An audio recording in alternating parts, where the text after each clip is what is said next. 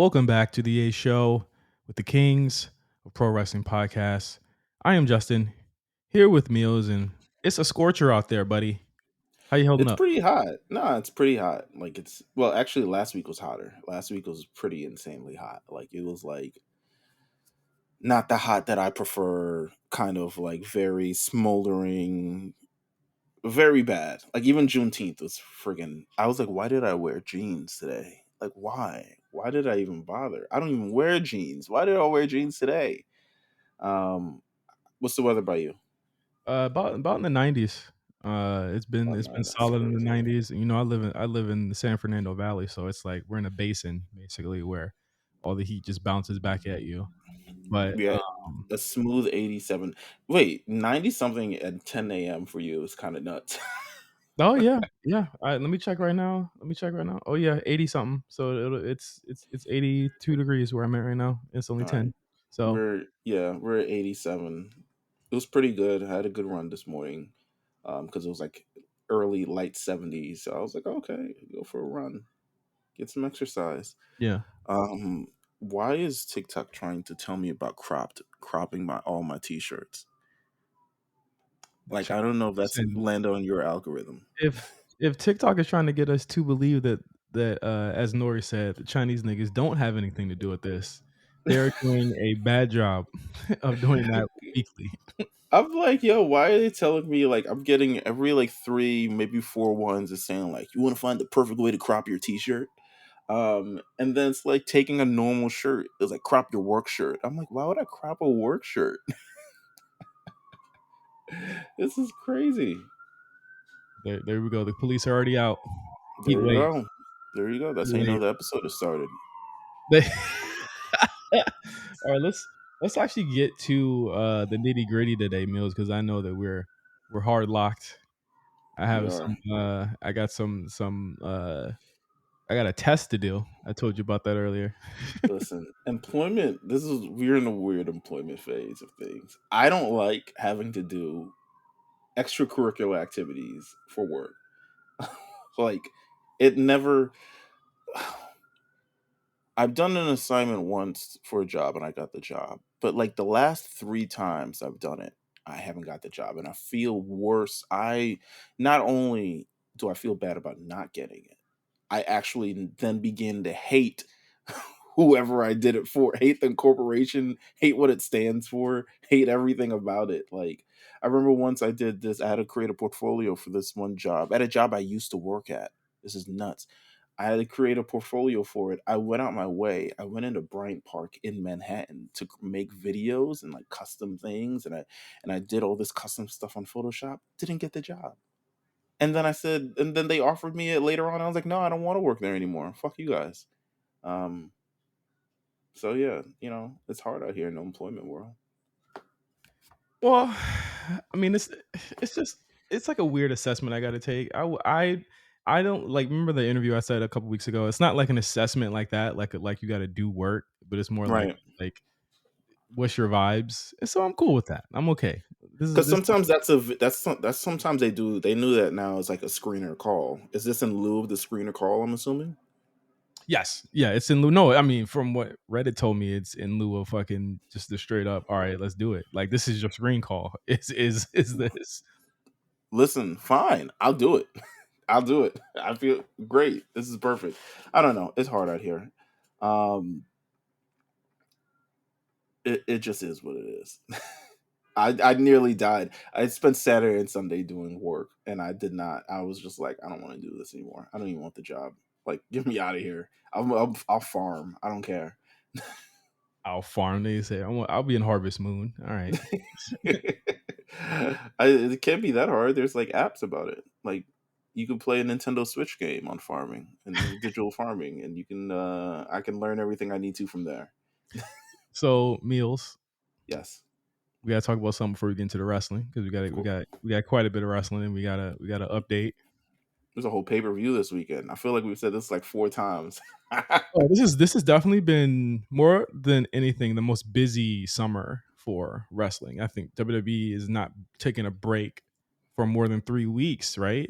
Between pay per views since Backlash. We've had Backlash. Then Clash, we had WrestleMania, we had Dynasty, we had Backlash, we had fucking what's the Clash. other? Yeah, we had another AEW pay per view at some point. With Double or Nothing, Oh we yeah, had the NXT pay per view in Vegas. We have now this one, and then next week. Actually, next week is another one. Next week is Money in the Bank. yeah. So we're just here. We are. I mean, it's fine. I think that It's perfect. to varying levels, it has it has kind of heightened the storytelling for some places, and for others, kind of just left you with more questions and answers. But we're gonna get all into that. But I got a couple texts, Meals, Okay. from some viewers that are saying that they want some challenge content. Mm, They want some challenge content, just a little bit, just a little. okay. So for those who are in our Discord that do care, and for those that did hit me up about it on the side, are we going to bring the podcast back, Mills? So here's my thing with the podcast. I don't want to like. It's a weird commitment issue that I have with it. I don't want to be locked into doing a third one. I did 3 podcasts like 2020, 2021, and back then I could do it. Now I can't. Now I just don't have the bandwidth to be able to do it. And you're gonna be like, "What do you did?" No, no, we're not using that term. I didn't the say that. way, I know, but now I'm thinking like the way that you invited me on the podcast now ages terribly because the way A show started is like I was like, I don't have time for another podcast, and you were like, "What are you, Diddy?" And I said, yes, you do. And now that ages terribly, so now we have to come up with another story. Well, listen, if we even just keep it to an update here, I'm If we cool with do it. it, yeah, we can. I feel like This is my let's play MMA. it by ear. Yeah, yeah, let's play it by ear because 40 is coming. Challenge 40 is coming. 40 is pretty important. 40 is For- pretty freaking important. 40 Okay. is 40 is friggin' important. Like Yeah. 40 seasons. It's WrestleMania 40, Challenge 40. Come on Yeah. now. Come on now. Listen, man. Uh, they announced the cast. If you were not on spoiler challenge accounts, you already probably know this or don't know this, but I want to go through the cast and I want to get your takes on it, Meals. I give my takes just as a real quick kind of lightning round on because there's like fucking 40 of these people, but let's try and do this as fast as possible. So the way that season 40 is going to work throughout the 40 seasons of the challenge, there's been eras. So there's been like the kind of what the late 90s, early 2000s, 2000s to 2010s, 2010s to 2020s, and that's how they're broken them all up through 40 Well, kind of. they broken them up by season. So if you debuted within the first 10 seasons, you're era 1. If you debuted within the second batch of 10 seasons, you're era 2. Third batch of 10 seasons, era 3, and then era 4. That's why some of the eras look like weird and wonky. Like Bananas is in a different era than all the other people. Yeah, he He's should put him. absolutely be in the CT era, but we're just gonna let that one go because I think he ended up in a strong, a stronger team, in my opinion. But we're gonna go through, and of course, one of the big hook here is that they brought the $1 million back. I don't think the last season they got 1 million. I think they got like 500,000 or something like that. So Nah, they didn't even get that. they got 250 after or something like that. It was I don't low. even think they got that. Let me see. Yeah, they didn't even the entire prize pot. Actually, no, am I bucking? Let me I thought it see. was 250. I just watched it. Two fifty, 250. Yeah, yeah, it was 50 250. got 60, and then third place got 30. That's pretty good because they used to give just the winner money, and then they stopped doing that because nigga, why am I spending 3 days not taking showers and Yeah. across the country for nothing? Yeah, give me a fucking salary. So it has a lot of people who have won the challenge title quite a bit of times, including some people that I have forgotten won one, but it was all the way in the early season. So let's get the era one. You got Anissa, Mhm. Brad, CT, Darrell, Derek, Jody, Katie, Mark, who I would not be surprised if he had like an executive producer credit on this, Rachel, and Tina. Everyone is solid. Everyone is on my is a good favorite. People, is it peak Era One? Nah. No, There are people from Era One who could be on Era One, but Coral doesn't want to do the show anymore. Mike the Miz won't do the show anymore. Um, Evelyn, who's like one of Evelyn and Veronica, who are actually the only two women who have won 3 times, not featured here. Uh, so yeah, but you know what? For as far as like notable challenge people who've been on recently and done All Stars recently and have contributed something, they are there. Except maybe Jody. Yeah. Jody's So good though. so the gimmick for this season is in the first, I guess, 2 episodes, they have like a massive what they call purge because there's obviously you can't have many storylines with 40 people on one show. So 2 people from each team is going to get eliminated. So I'm going to ask you, Meelz, who do you think is going to be eliminated first from era 1? If I had to guess, it could be anybody. Ooh, Damn. damn. Damn. Uh, Whoever you're about to choose, they're outside your door. well, damn, Anissa. Um, I would probably say Anissa and if it's a guy girl, I'm gonna go with Anissa and Mark. Yeah, I would say actually I'm gonna go Katie and Katie and Brad. Brad just Yeah, disappointed on All Stars. I don't think he got yeah. it anymore. Nah, I feel you. I don't think so either. He don't got it. Um, Era two. Era Era two is two. I like Era two.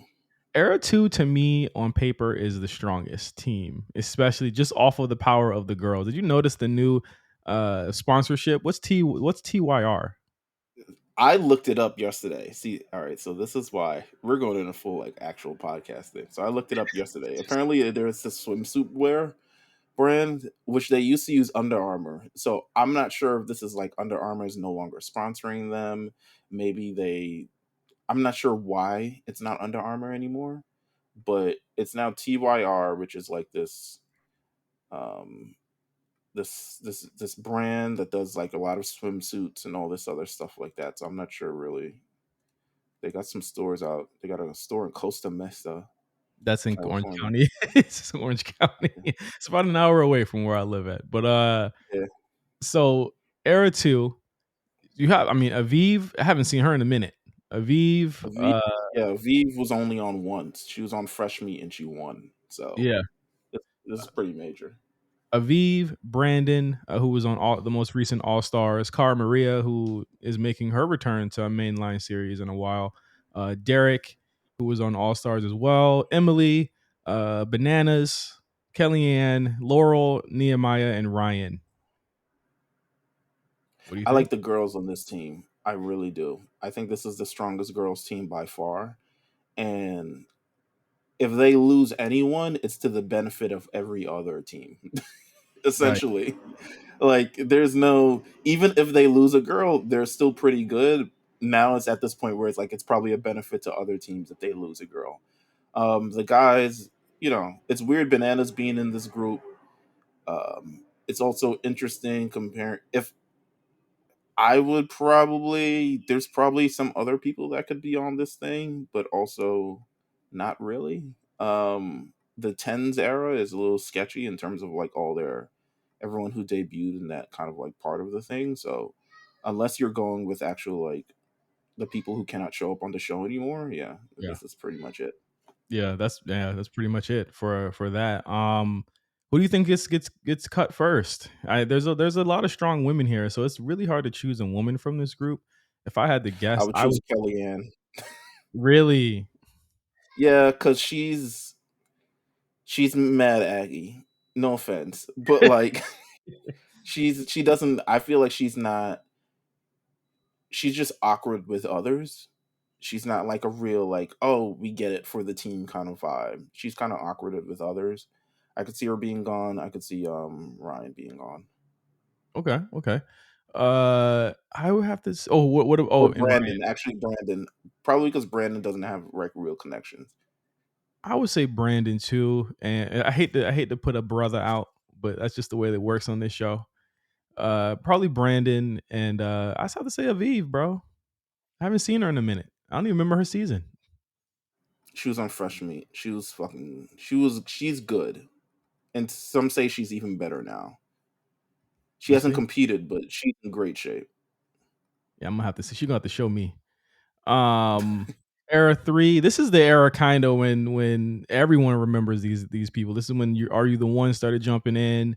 A lot of different people from different other shows on MTV started showing in. So you have Amanda, Avery, who was just on All Stars, Corey, who hasn't been around in a while, right? It's been a couple years, right? Since Corey's been on Corey was on. Was he Spies on? Lies. Yeah, yeah. If you saw USA too on CBS, he was on there. But yeah, he hasn't really been on since Spice Lies Devin, mainline shows.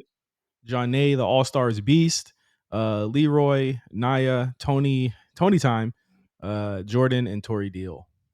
Um, this is a strong team. I would say this it's neck and neck with Era 2 for me with these guys. Yeah, nah, this is a pretty balanced team. Like they're all somewhat young, uh, and can pretty much go, and they have Jordan on their team. Yep. So it's, and I think Devin is an asset too, since he's got brains too. If I had to pick two to get eliminated early, it would be Tony for sure. Yes. Um, I say so. Here's my reason with Tony. Everyone, it was probably Tony and Amanda, to be honest with you. Yeah. Um, Amanda has enemies with Tori, and if you're enemies with Tori, which means your enemies are Jordan and probably Devin and probably Corey. Um, and then Tony has no kind of like real link to this team, and he almost got killed by Corey. So I'm Oh assuming yeah. I'm assuming there's something. Corey and Devin is there. Tony's there. I'm assuming Tony's gonna harbor some feelings against Corey for trying to kill him on that one show. Um, so I could see that being a thing.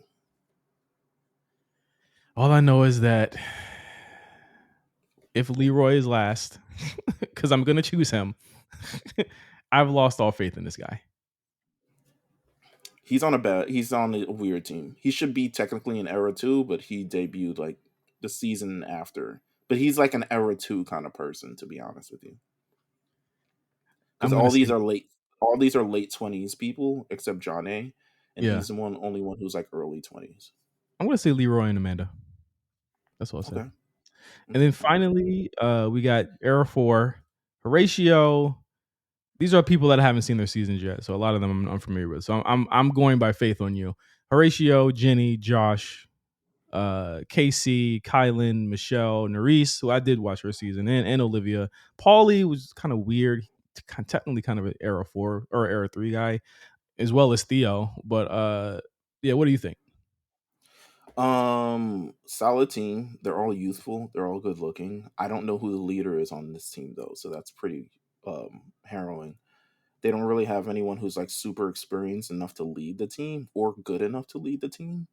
Um, I would have definitely swapped out a few people here. Definitely should have been a Cam. Definitely should have been an Ash. No, I don't think Ashley would think. Definitely a couple more people should have been on this. I definitely would have had Cam on here though.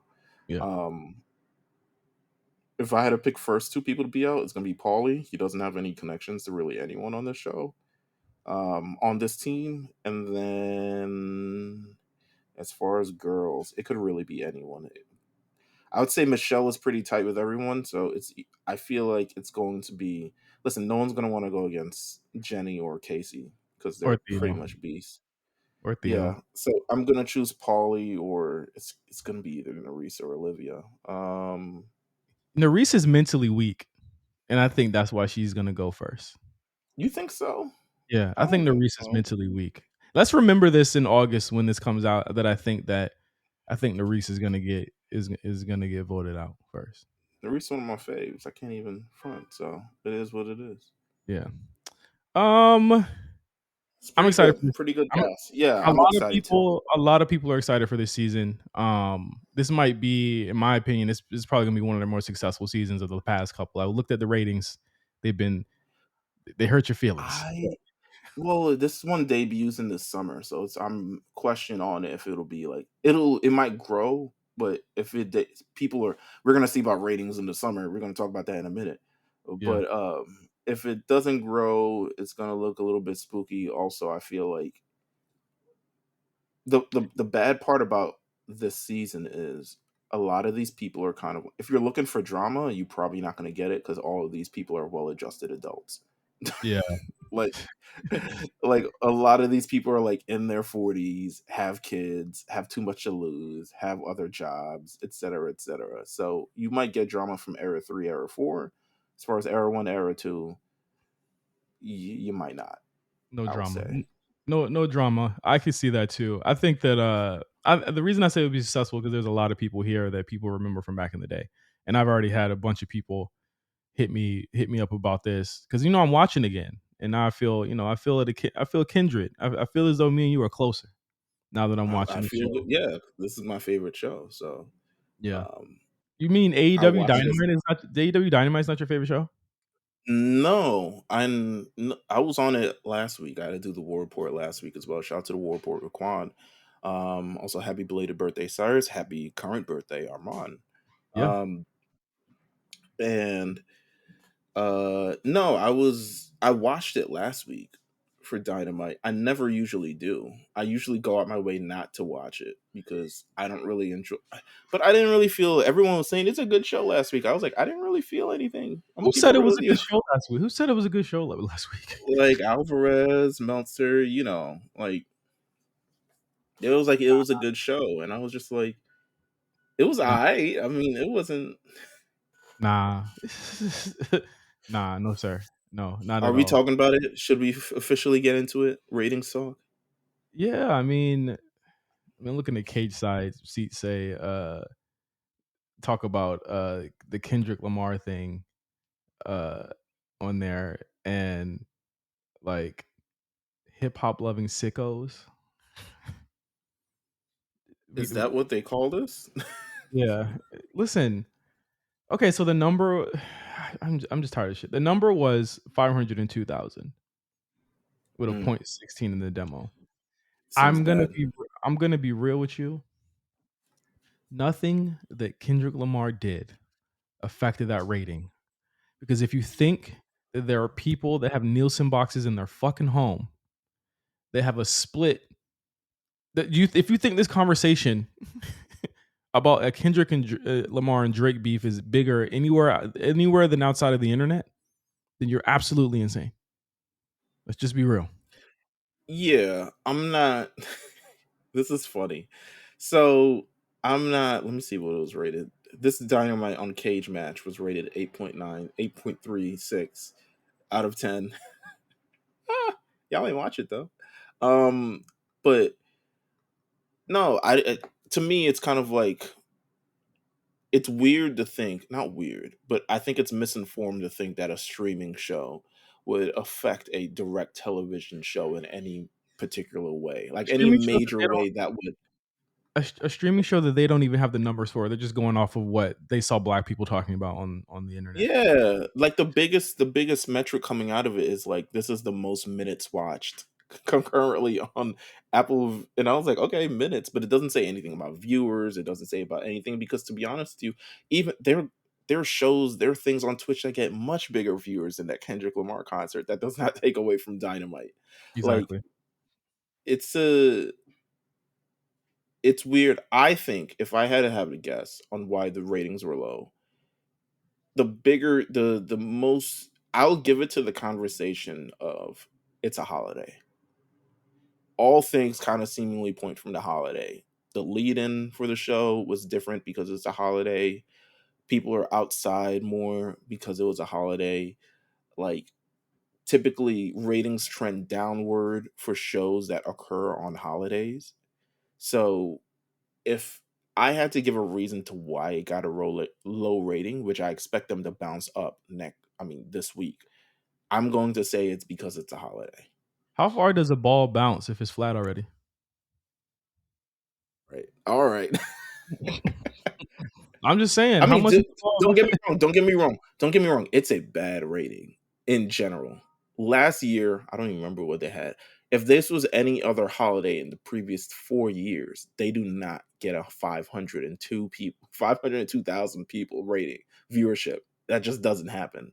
So it's still the signs of declining television, declining audience, declining interest, declining everything that people are kind of just ignoring, people are willing to ignore. And then when the ratings spike up a little bit, a good number. If the ratings is 549 next week, they're going to be a good number. you know. Um, but this is still bad for AEW, especially heading into what's supposed to be one of their biggest pay per views of the year.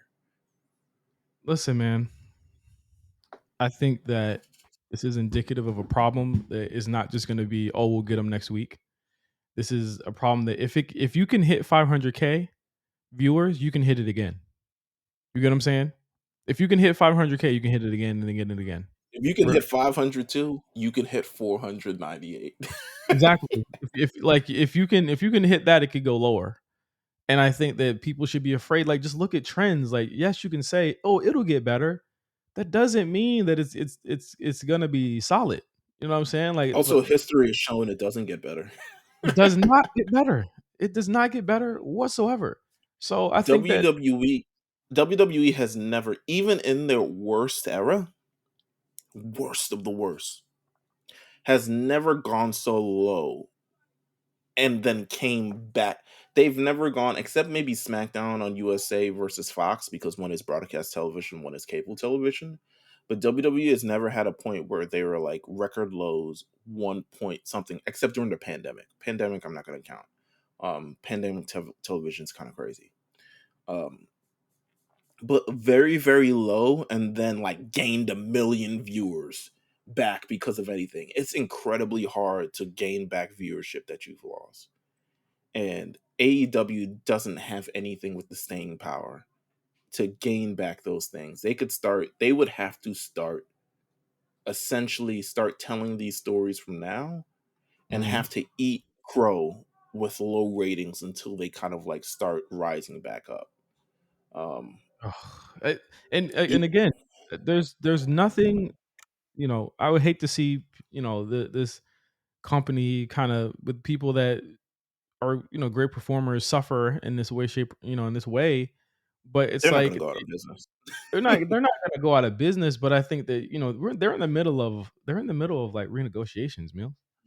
Like, Yeah, that's all around a problem, It's in terms of, like, how what WB perceives of them right now, And right. I I think And that, the money that they get from the renegotiation could affect a lot of contracts moving forward, which in turn affects a lot of jobs.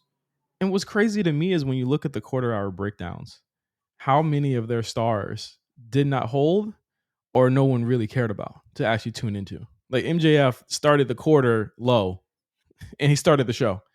And that was supposed to be like the big flex is that it was commercial free. Nobody cared. Nobody It cared. was barely commercial free. It wasn't even. It was like commercial free for the match, because we talked about this on War Report last week. It was like 8:21, and it was the first commercial. I was like, I thought this bitch was commercial free. The So kind fuck? of we kind of commercial free. Kind of commercial free, and then they PIP. They pictured and pictured you through the entire show, to death. And then the main event was Pac versus Claudio, and I'm just like, this is not. I don't know. Don't get me wrong. For instance, for Raw this week, I don't expect a major rating for the closing thing of Raw. But at least Raw decided in the middle of a show, let's make it so anything can happen on this live show. Mhm. And we're going to set up a match in the middle of the show and build it to you towards the end for this reason, featuring two of the top stars and most notable stars on the show.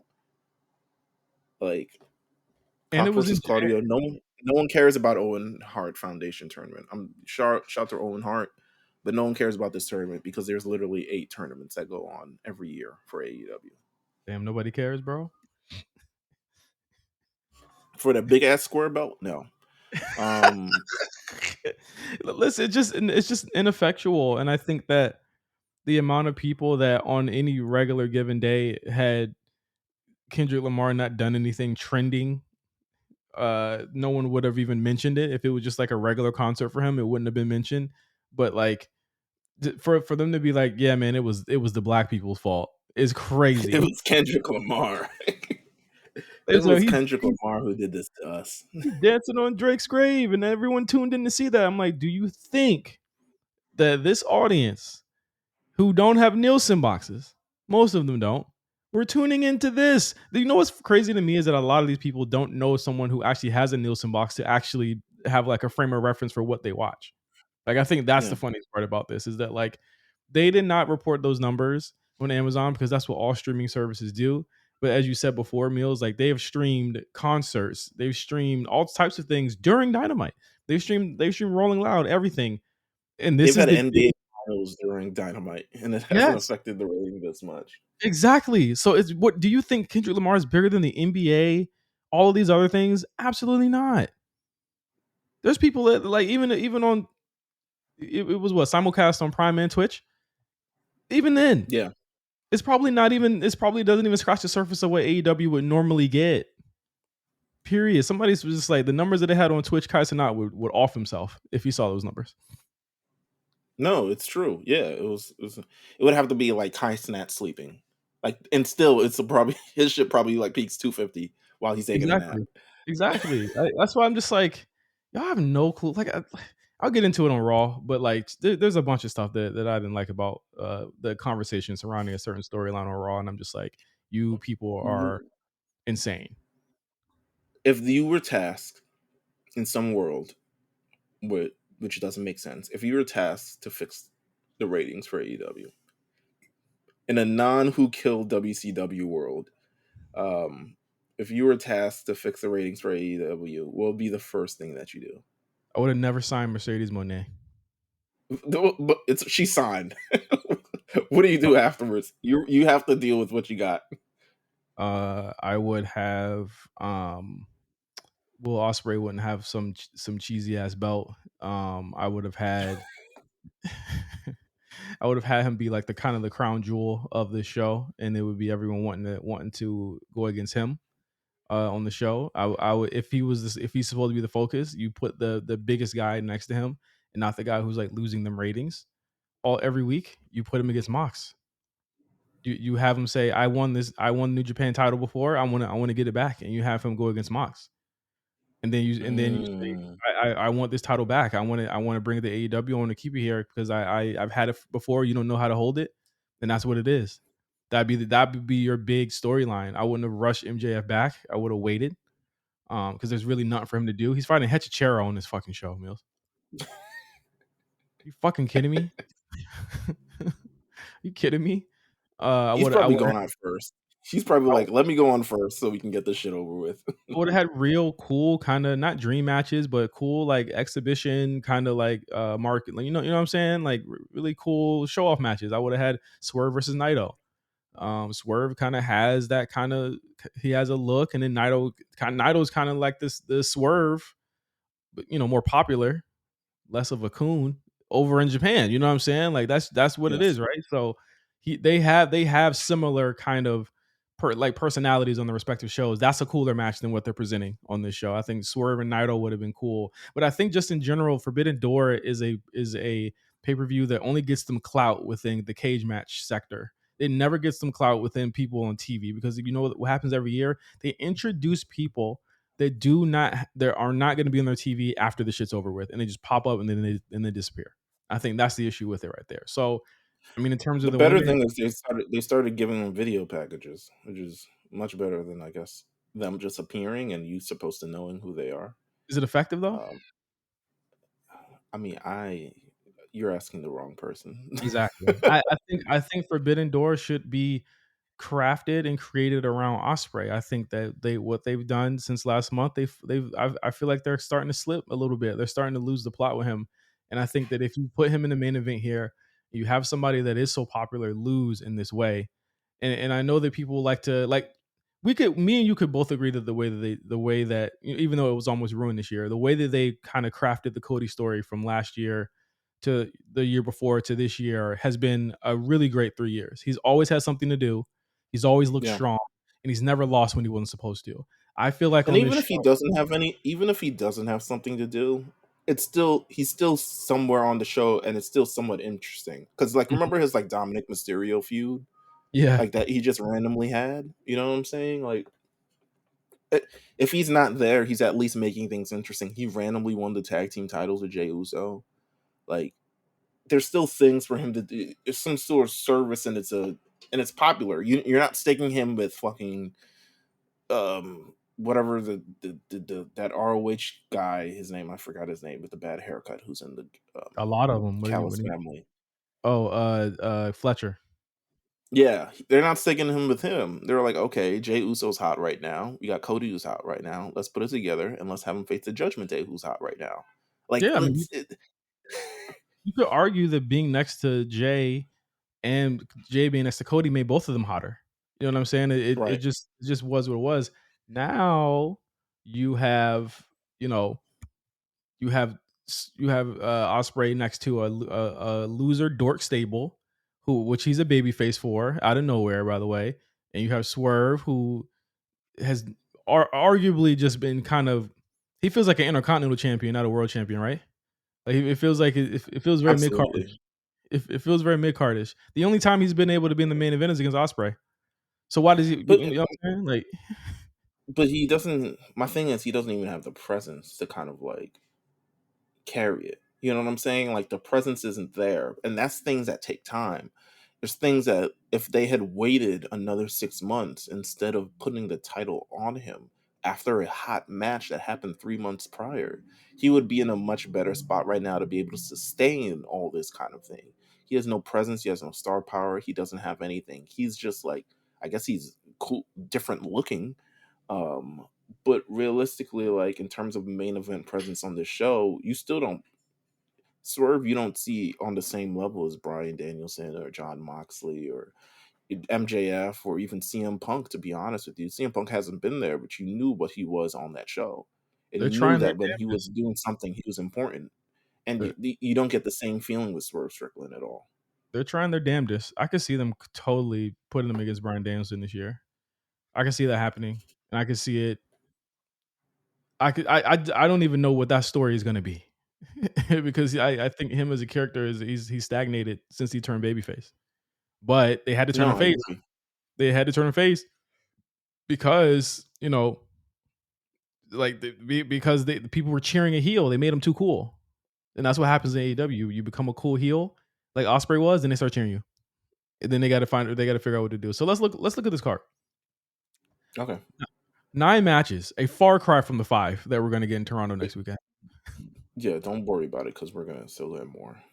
There will Yeah. be more. Forbidden Door, even just as a term, as not only as a term, but as a kind of gimmick, like doesn't like match up this time around. I mean, it's being main evented by two guys who are on AEW, which is why I said it should have been Mox versus Osprey.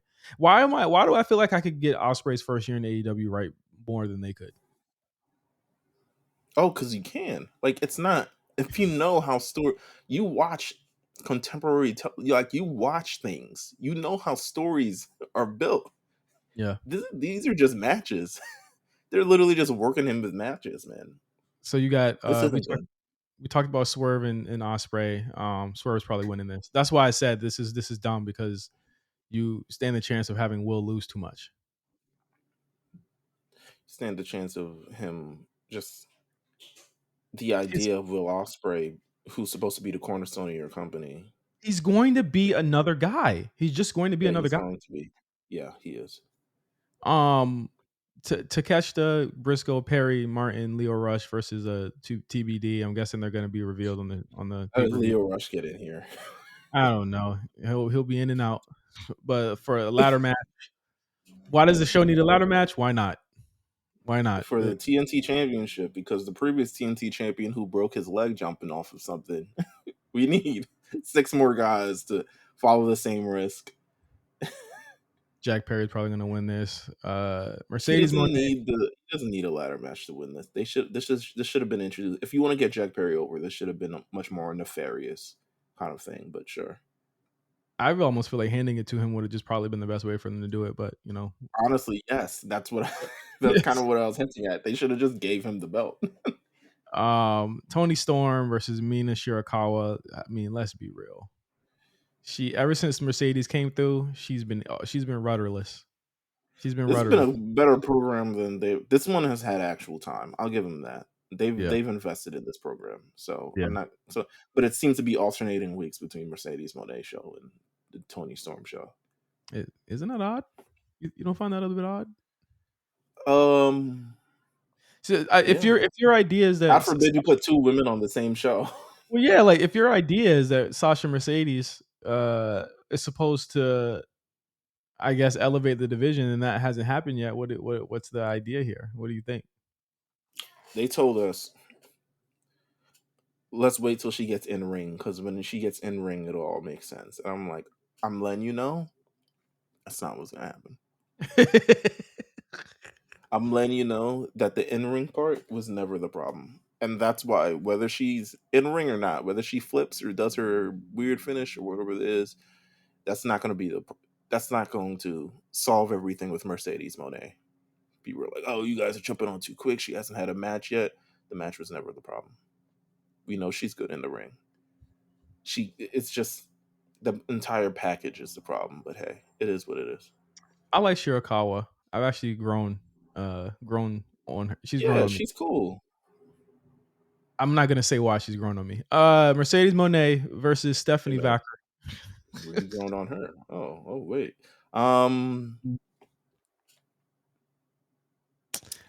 Yeah. She showed up one week and put her belt in the sky. That was the build. uh, Here's one thing I note about this card that shouldn't be on this card. Bryan Danielson versus Shingo Takagi. Why is a men's Owen Hart Cup tournament first round match on this card if And all the other matches are happening on TV? also, if all the other matches are happening on TV, right? And Yeah. you actually need TV ratings, so you don't put a Bryan Yeah. Danielson. Like, come on. Like, you saw what they did with King of the Ring.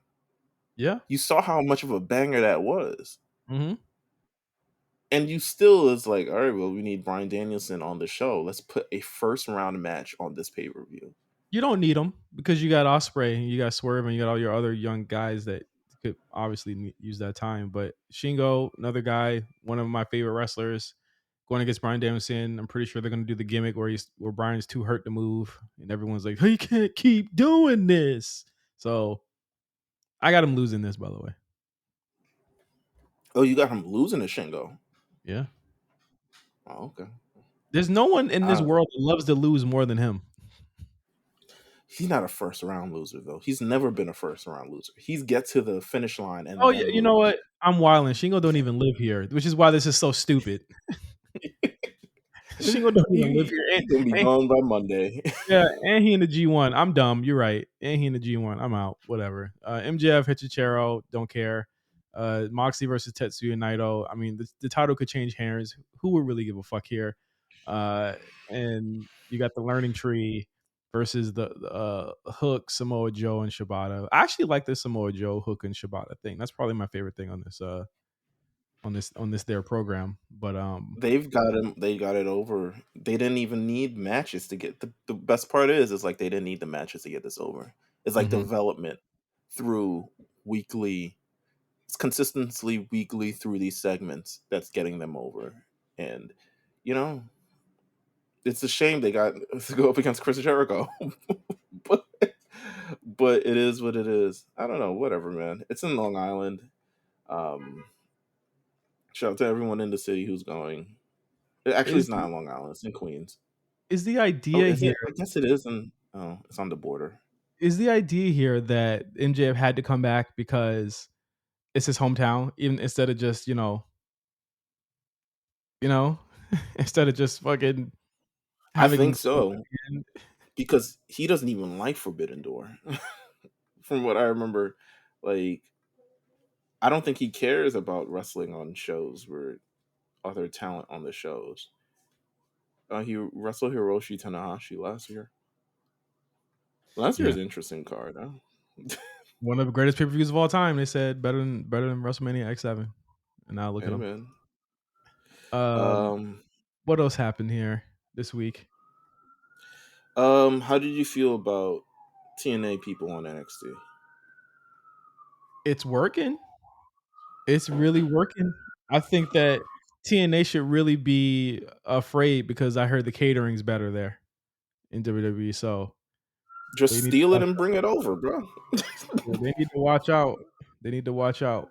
I mean I dug I dug that. I'm not familiar with all these people. I'm gonna be real. I'm not like Joe Hendry. I've seen conversation around him. Cool theme.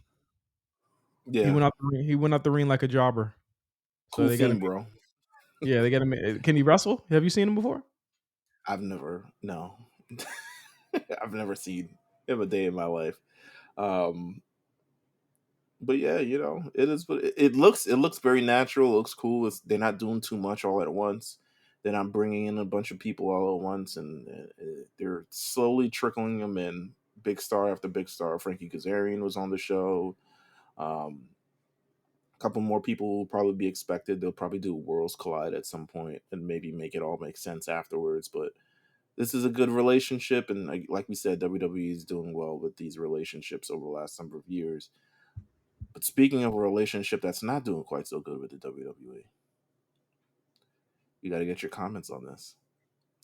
What's that? Montel Vontavious Porter, MVP, went on social media this weekend and was talking to the fans about the Hurt Business and essentially said Triple H did not want to bring back the Hurt Business and he is emasculating. He didn't outright say he's He agreed emasculating, with somebody saying it. but he agreed that someone who said he's emasculating black men on this show. Listen here. Go I'm ahead. I'm a fan of MVP. However, I can't being mad and frustrated about creative and then claiming that Triple H is a racist because you didn't like the ideas that he put forward. I don't think it's ever been time for a new Hurt Business. Like They Hurt need to let that hurt go. isn't Hurt Business a spinoff of another thing that happened in TNA? Like how many times have we seen the retread of it? No offense. Hurt Business. Here's my thing about the Hurt Business. Other than the optics of it, which was cool at the time, is that very little. There was very little like I hate to say it, I don't even right? think there was any development, to be honest with you. There was I very didn't little feel like development, but it was I didn't because feel like go ahead. Bobby never lost, and I said this back then. I said it back during pandemic. He never loses. How is this interesting to anybody? He never loses. He never got pinned. We just beat up everybody, and That's what they I want. think They want just black men beating people up. one of my most frustrating things ever, and it was something that I'm pretty sure endeared me to you a lot more, was that I didn't like how they did Miz on the with the WWE title shit. I felt as though that was like a weak ass cop out because like there was ways to get the Hurt Business over that didn't deal with that. But then like the story when they actually were starting to break up and shit, nobody really cared about it. Not over the bloodline. So I can't blame them for like being like, okay, Oh, bloodline's he giving said us he so the bloodline got the storyline that they should have got.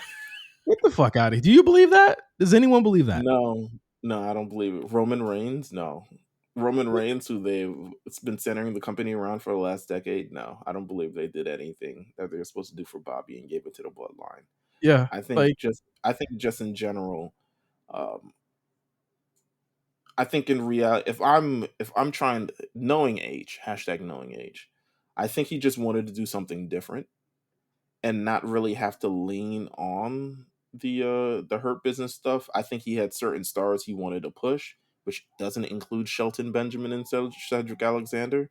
yeah, So he had to kind of think of new ways to incorporate them. But then they also had this big storyline breakup between Bobby and MVP and he didn't really want to bring MVP back in the fold.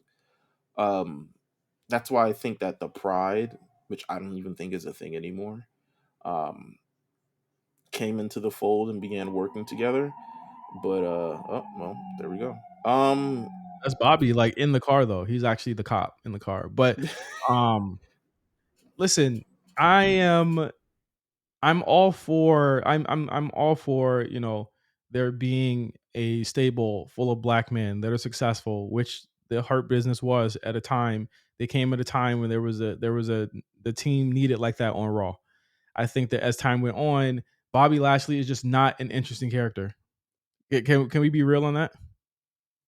Not in this current modern thing of WWE. I think in Vince's WWE, you don't even if he has the look.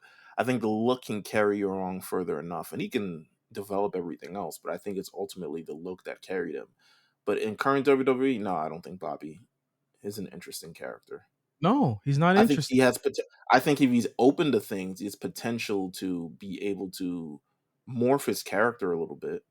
I always Can we thought, can we get go ahead. can we get to the emasculating black man part? Yeah, Because I don't see it. I don't see what unless there's something going on backstage that I'm not seeing.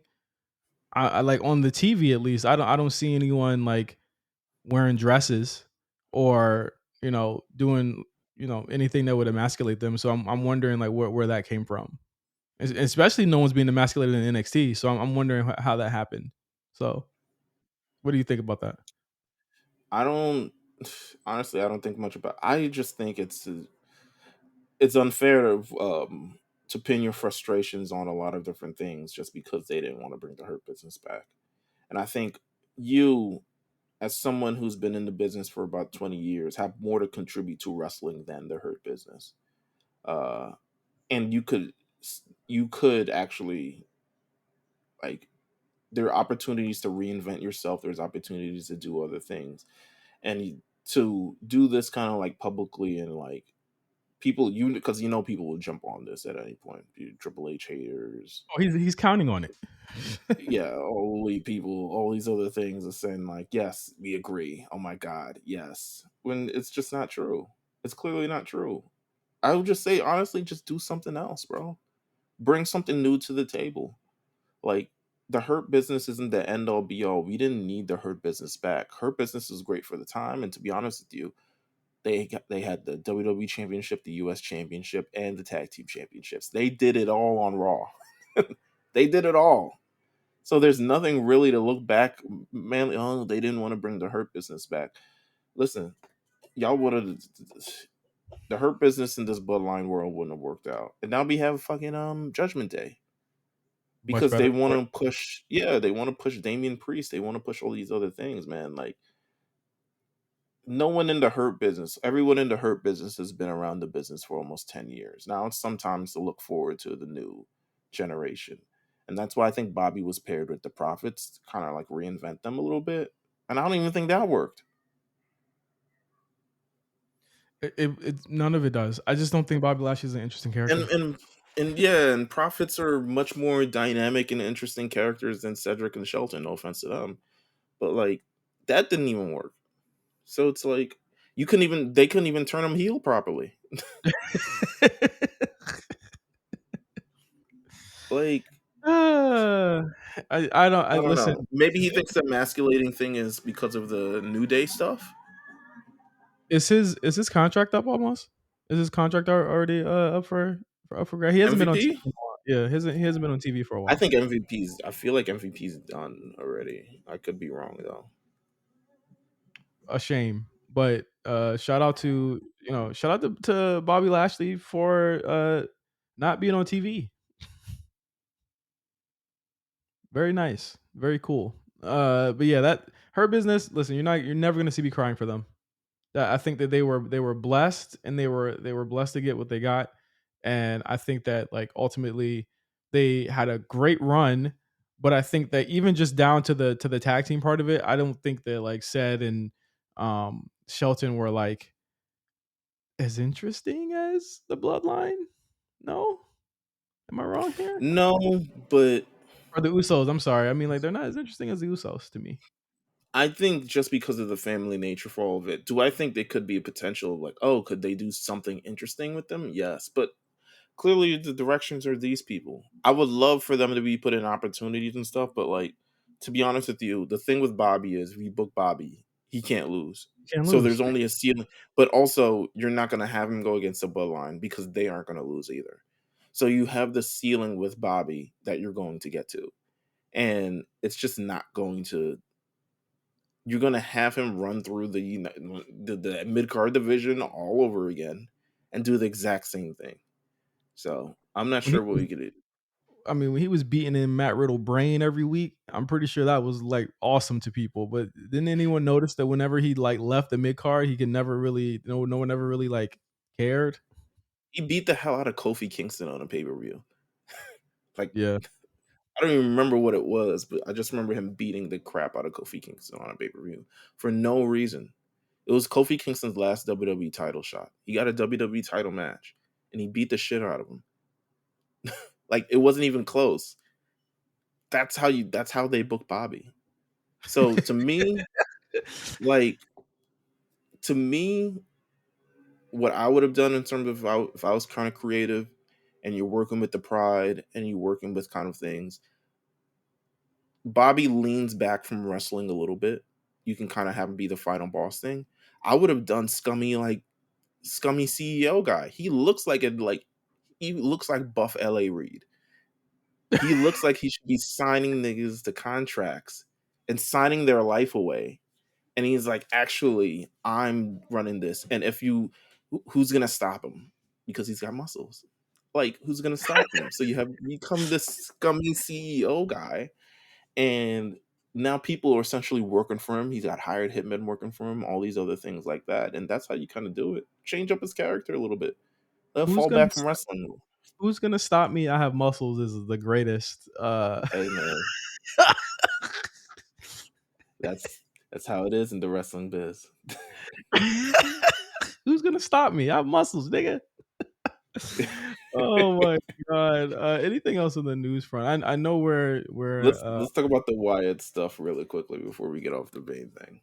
yeah. I said that we will be doing updates in the next 6 to 8 weeks. I think on the Wyatt Sicks, they were very much a factor of the second hour of Raw this week. They had a vignette that they played. Was not expecting what I saw from that vignette. I don't think anyone was.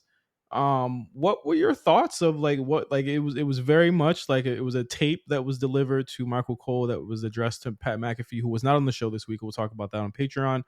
Um, I'm guessing Abigail came out, handed it to them, and then after the break, they played the VHS tape. This was like a 3 to 4 minute, um, like like pre-tape of Bo Dallas talking to Uncle Howdy. It was quite obvious. We know that Bo Dallas was what Uncle Howdy, but he was talking about the pressure of upholding Bray's legacy and why would you do this, and Right. talking about how he felt when his brother died. And I'm gonna be real. I thought Bo did a fantastic job of just acting. Like he was actually really good at this.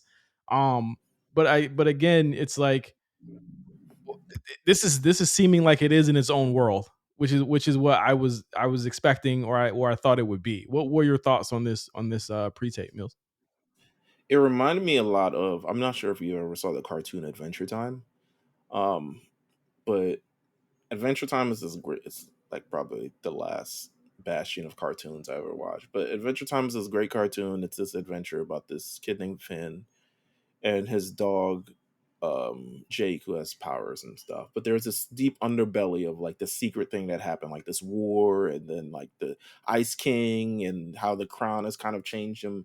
And that's kind of what it reminded me of, to be honest with you, where it's like essentially him having to um him giving a little bit of a backstory of like how he became to this moment. And don't get me wrong, it was really really good. It was really really well done. It was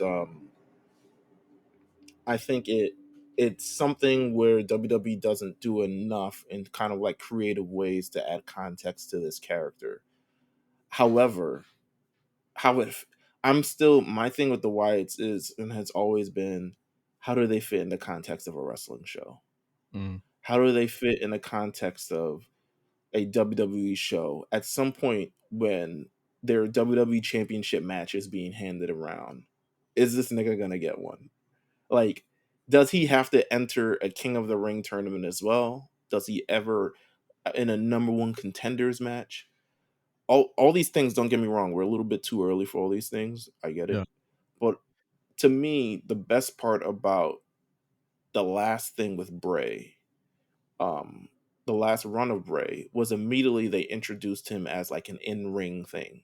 And Mhm. granted, it still was kind of like they didn't really do much with him until they had the LA Night Jam. And it was obtuse. It was But very yeah, but you put him in the ring so you at least get the context of like what he looks like in a wrestling ring like everybody else does.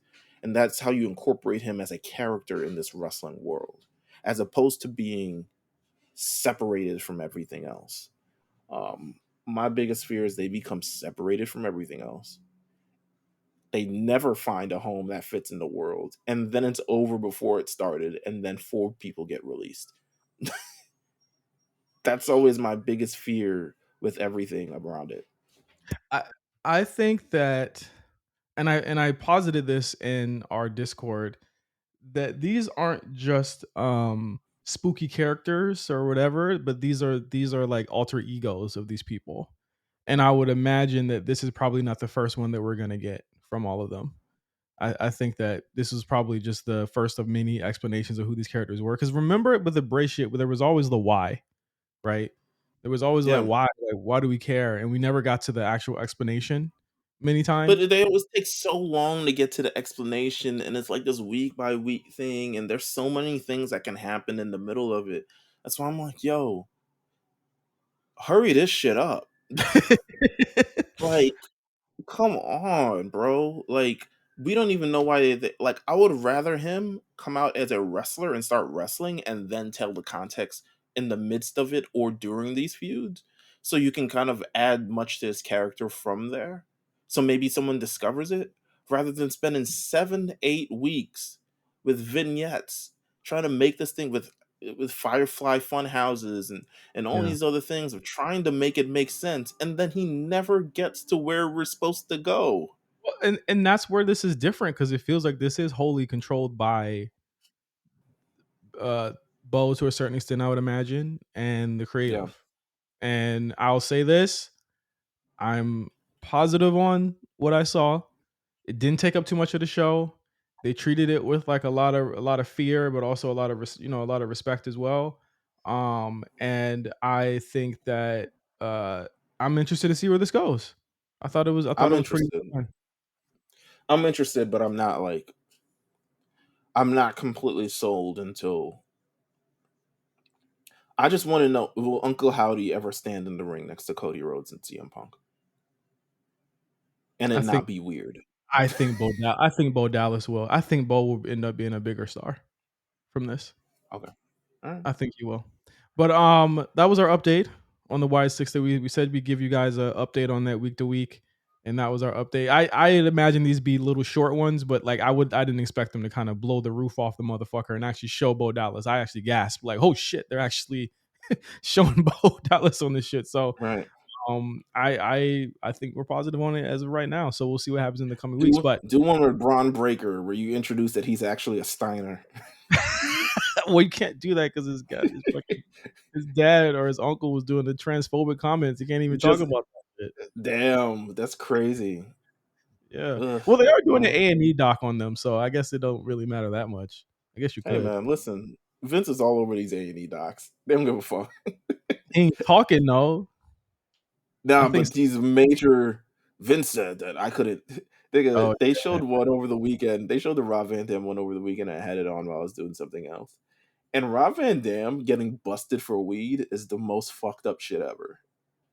now, yeah, They yeah. they took the title off. Nigga, Randy has gotten busted for weed, and the nigga Well, still wrestles on remember WrestleMania. the era. Remember the era they were in. This was post Benoit. Am I right? This was no, this was pre Benoit. Oh This was wow. just starting ECW. I actually wanted to talk to you. Maybe we talk about that on the Patreon about this Benoit thing because it's kind of an anniversary of it. Um, It's but kind of anniversary of a murder homicide. Yeah, there you go. But yeah, well, let's it's the talk. anniversary of the Raw. It's the anniversary of the Raw. Yeesh, yeesh. You can't even find Yeah, the Raw no more. You can't no, even. I mean, I'm sure you can find it, but I don't know why you would want to. But it's nah. I thought that was so messed up. I felt like I thought it was even messed up then because you just getting busted for things, and I guess because it made news, it was a big deal. And I think Vince hates that because, like, remember when the Lana and Rusev thing happened and they broke it to TMZ and then he was like, cut this shit off? Yeah. Um, that's what he did to Rob Van Dam. And I felt like it's because they never secretly fucked with Rob Van Dam. That it was just like, take the title off this nigga. Both of them. Yeah, two. And You the know what? niggas, they just You gave know the what, man? ECW title to Big Show. You know what, man? Fuck the CCW shit too. I'm done. I remember they threw a cup of beer at Heyman head when Big Show won that shit. And that shit said Bruh, that was clank. amazing. That shit said clank. I said, oh no. All right, we gotta get the Patreon. But thank you guys for listening. We'll be back next week with Money in the Bank predictions. and a breakdown on what happened at AEW Forbidden Door, and yeah, and a lot more. So thank you guys for listening. For next week, I'm Justin. That was Meelz, and we'll see you next week. Peace.